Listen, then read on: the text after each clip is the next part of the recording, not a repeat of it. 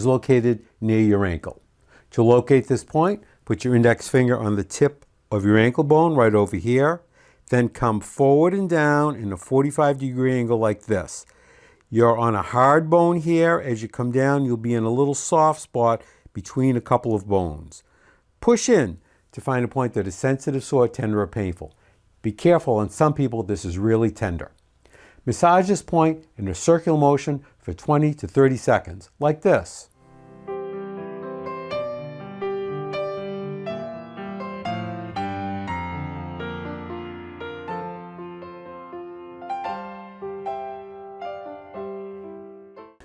Or if you have a Te-Shin, which is a spring-loaded acupressure instrument, you can pulse it 25 times, like this.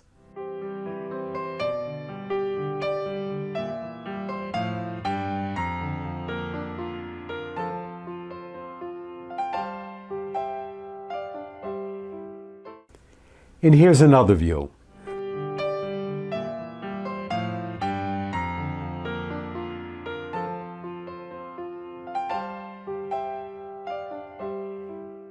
Now find and activate this point on your other ankle.